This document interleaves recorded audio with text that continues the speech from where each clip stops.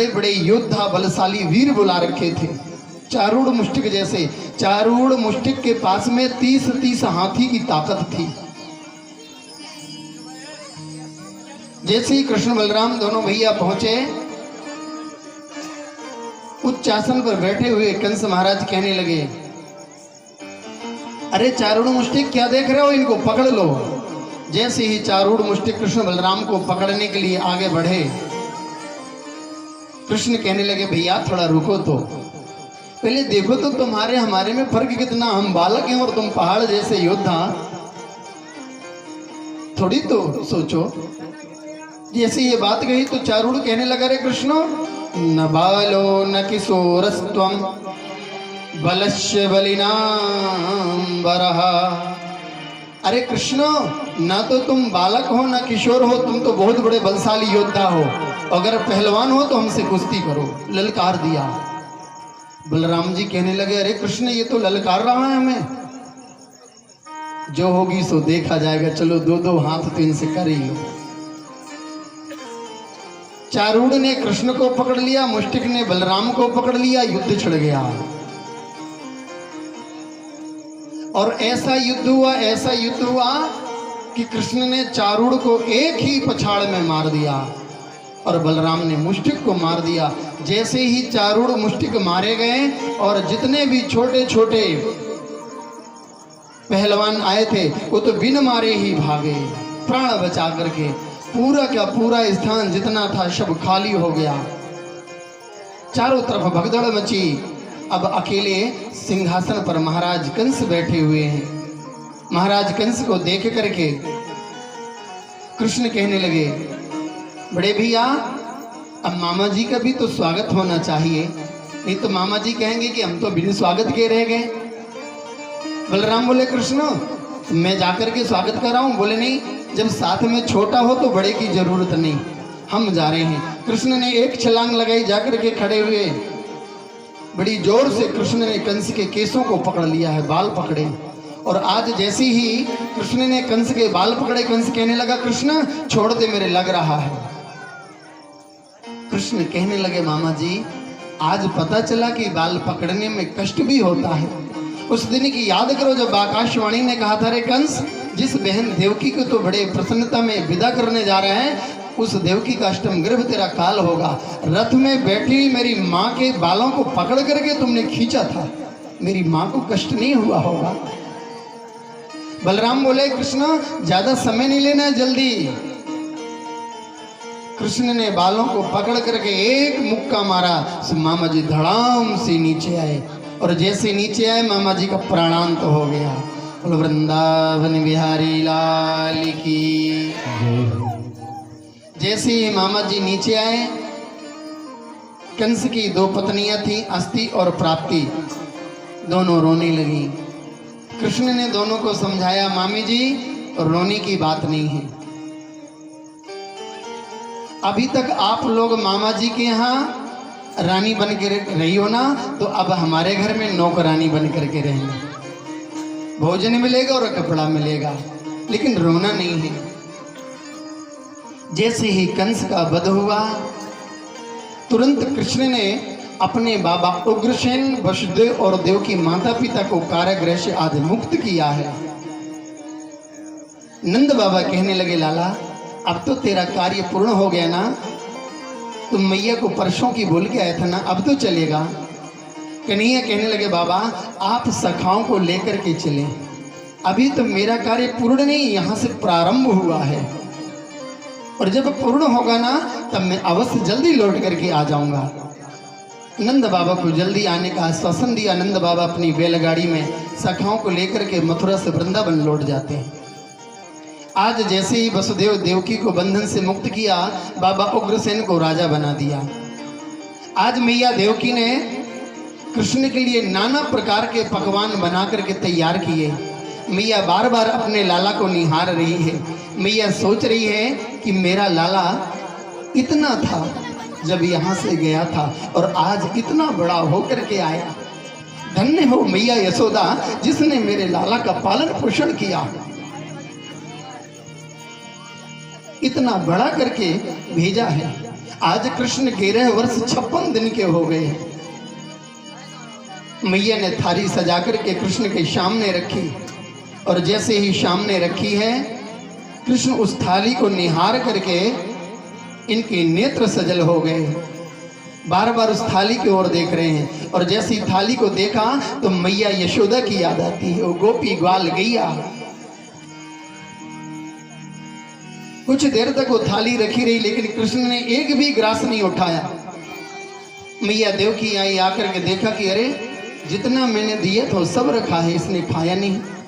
वसुदेव जी के पास गई, जाकर के कहने लगी, अरे महाराज आप तो जाकर के पूछो, ये कृष्ण जिस दिन से वृंदावन से मथुरा आया उस दिन से ना तो किसी से बोलता चालता, न कुछ खाता पीता, एकदम शांत बैठा। इसका कारण क्या है?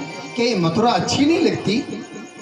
वसुदेव जी कहने लगे, अरे देवकी, मैंने तो मथुरा से जब गोकुल छोड़ने गया था तभी देखा था, और उसके बाद इतने वर्षों के बाद आज मैं देख रहा हूँ। मैं तो इसके स्वभाव से भी परिचित नहीं, ये किस स्वभाव का है, क्या कहूँगा, कैसे कहूँगा। इतने में ही उधर से उद्धव जी का आना हुआ, और जैसे ही उद्धव आए, वसुदेव जी ने उद्धव को देखा। उद्धव को देख करके कहने लगे, उद्धव तुम अच्छे आए, एक काम करो, कृष्ण के पास जाकर के ये तो पूछो क्या ये मथुरा का वैभव अच्छा नहीं लगता? उद्धव जी गए और जाकर के कहने लगे, अरे कृष्ण, मैंने सुना है कि जिस दिन से तुम मथुरा में आए हो तुम किसी से बोलती नहीं, खाना पीना छोड़ दिया। उद्धव कहने लगे, कृष्ण ऐसा क्यों?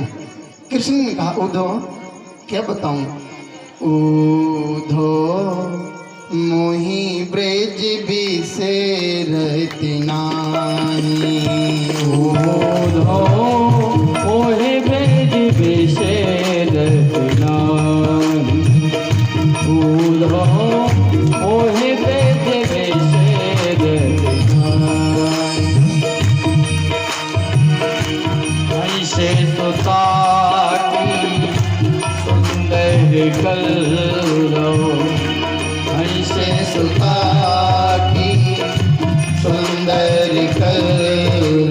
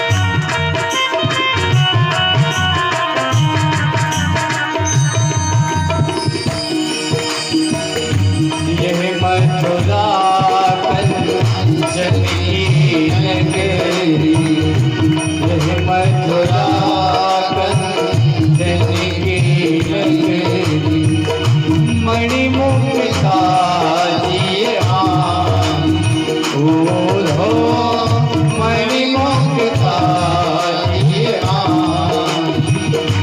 जब ही खबरे देवो सुखेगी जब ही खबरे देवो सुखेगी जिये कते कछुनाए ओ मोहे ब्रज बिसे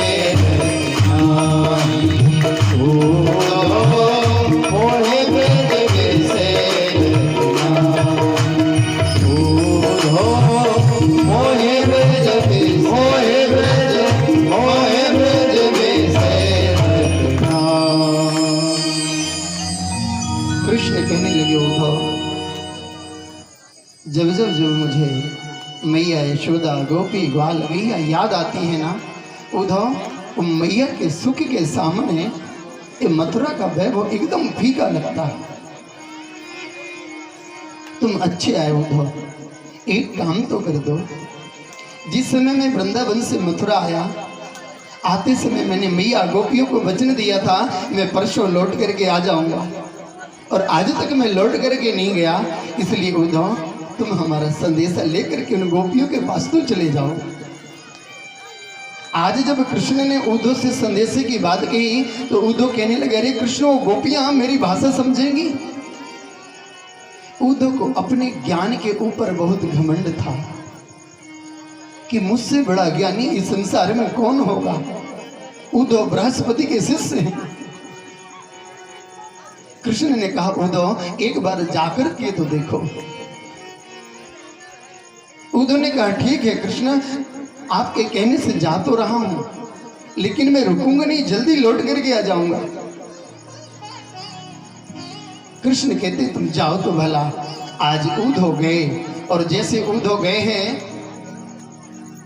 वृंदावन पहुंचे, जैसे ही वृंदावन की सीमा प्रारंभ हुई, उद्धव ने पूछा, कोई नंद भवन का रास्ता बताएगा? किसी ब्रजवासी ने कहा, महाराज इस नाले के किनारे किनारे चले जाएं। बोले क्यों? ब्रजवासी कहने लगा उद्धव से कि महाराज, जिस दिन से कृष्ण ने इस ब्रज की गोपी गैया मैया इन सब को छोड़ करके गए, उनके वियोग में इन सब के आंखों से बहने वाली जो आंसुओं की धार है एक नाली के रूप में परिवर्तित होकर के बहने लगी। मैया के नेत्रों का जल सूख गया।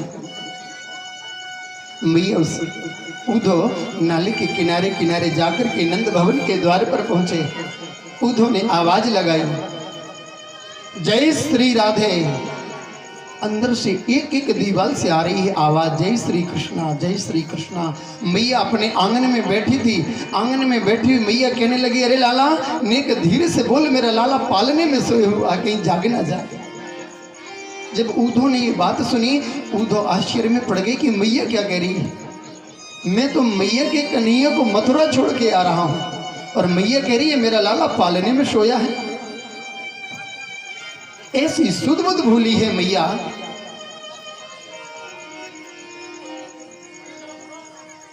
उद्धव जी पहुंचे, रात्रि में विश्राम किया। जैसे ही प्रातः हुआ, उद्धव ने कहा, महाराज मैं गोपियों के पास जाना चाहता हूं।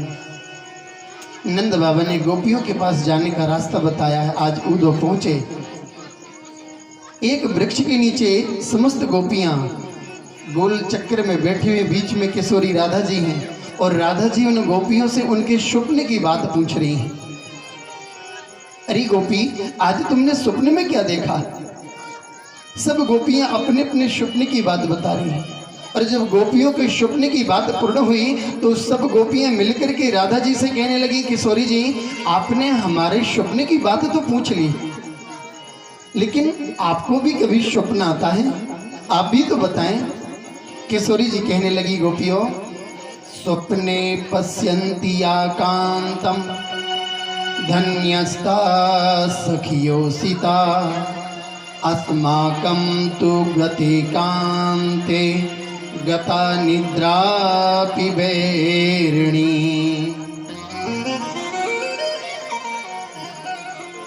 स्वप्ने पश्यन्ति याः कांतम।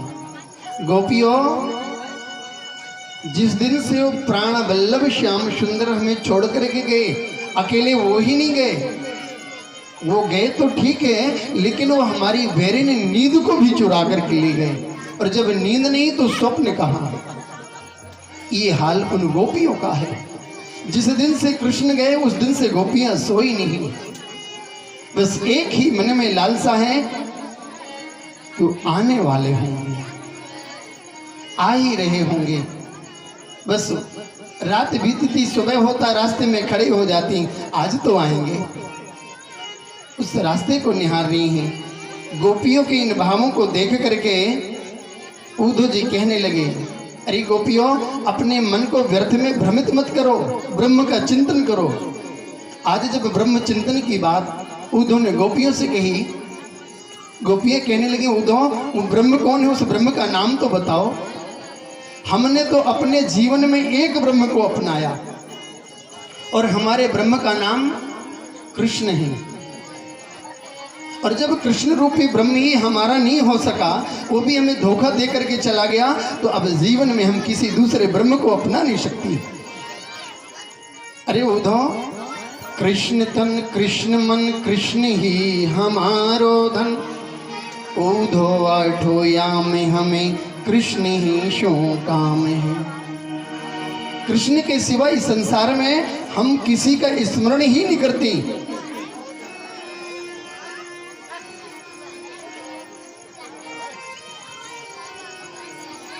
अब हम किसी दूसरे ब्रह्म का चिंतन नहीं कर सकते हैं।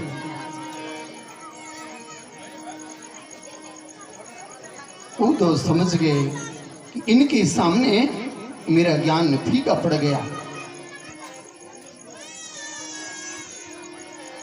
आज उद्धव ने गोपियों को प्रणाम किया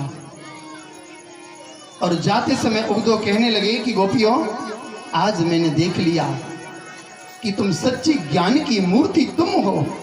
अगर जीवन में त्याग सीखना है तो गोपियों के जीवन में जाकर के सीखे। तुमसे बड़ा त्यागी संसार में और कोई हो ही नहीं सकता। उद्धव लौट करके आए और आज जैसे ही उद्धव को लौट करके आते हुए कृष्ण ने देखा, कृष्ण कहने लगे, उद्धव तुम तो बहुत जल्दी लौट करके आ गए। उद्धव कहने लगे, कृष्ण बस रहने दो, जली में नमक मत छिड़को। क्योंकि उद्धव ये बोल करके गए थे कि मैं बहुत जल्दी लौट करके आ जाऊंगा। और उद्धव को पूरे 6 महीने बीत गए।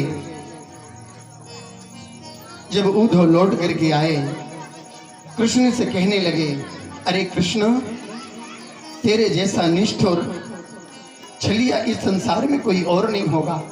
जिन गोपियों को तू परसों की बात कह करके आया था और आज तक तू लौट करके गया नहीं, एक बार उनकी दशा तो देख क्या हुई है। कृष्ण कहने लगे, उद्धव बस इसीलिए तो मैंने तुम्हें भेजा था। तुम अपने आप को बहुत बड़े ज्ञानी मानते थे ना। आज उद्धव का ज्ञान फीका पड़ गया है।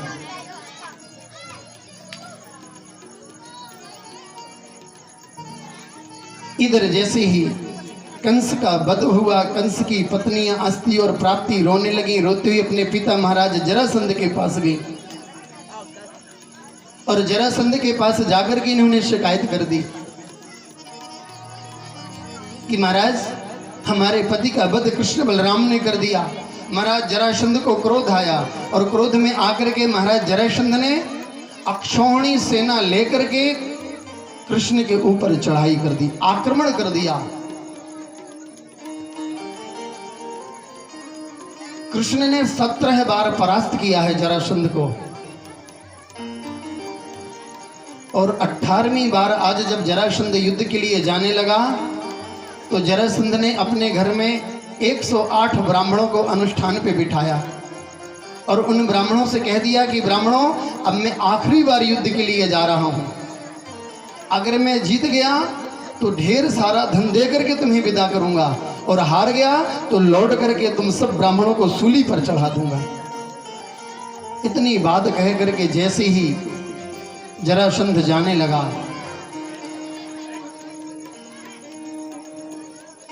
वैसे ही ब्राह्मण देवता